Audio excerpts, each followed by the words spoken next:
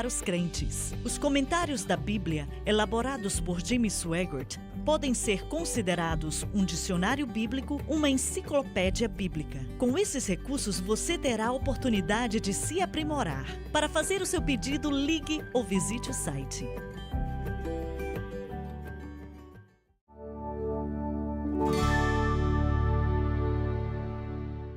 Estamos de volta. Eu quero que você olhe para milagres aqui. Não, na realidade, vamos voltar a falar de mestres antes de prosseguir.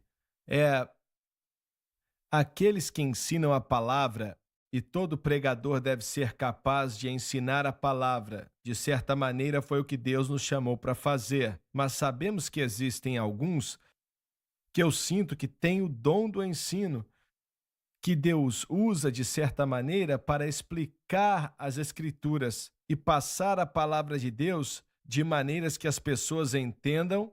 E já ouvimos homens e mulheres também ensinando a palavra e acabamos recebendo mais deles do que de outros, ainda que todos devem ser capazes de ensinar.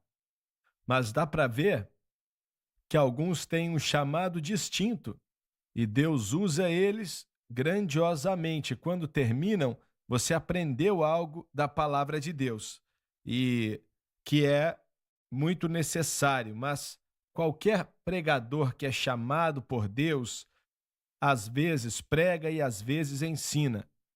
E ainda em um sermão, às vezes, parte dele é ensino e parte dele é evangelismo.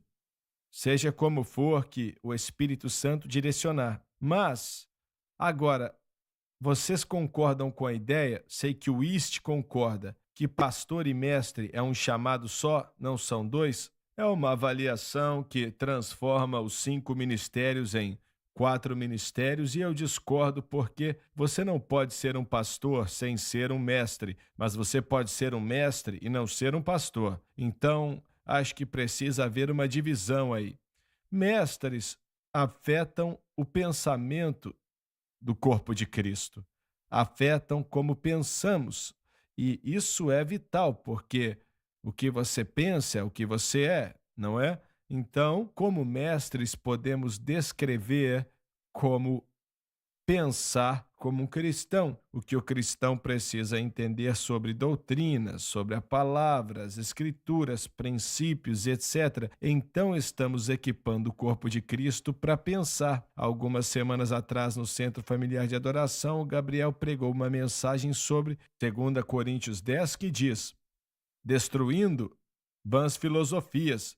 Isso é a obra do mestre, guiando pessoas para que elas eliminem a maneira errônea de pensar e abracem a maneira correta. A pior coisa que pode acontecer com o cristão é não saber o que pensar sobre o cristianismo. Esta área aqui, ensino, é onde a igreja mais erra, ao invés de qualquer outro chamado, como eu entendo.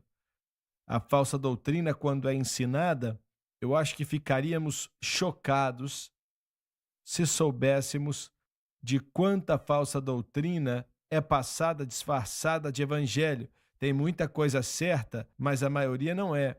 Eu sei que lemos a profecia do Stanley Frodstone, não é?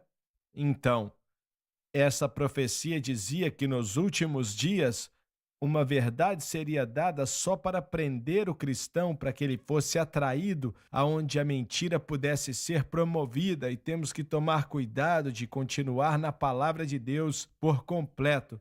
Mas isso é algo extremamente importante, uma posição importante no corpo de Cristo, porque alguém acredita no que é ensinado de errado e seguem aquilo até sofrerem. Se acreditarem no erro, eu não quero ser negativo, mas provavelmente 90% do que é chamado de evangelho hoje está errado. Não é real. Olha, concordando com você, irmão Swagger, acho que você está certo e podemos dizer que denominações estão arruinadas pelos ensinamentos ruins e falsos nos seminários, bem mais do que nos púlpitos da igreja. Você está correto.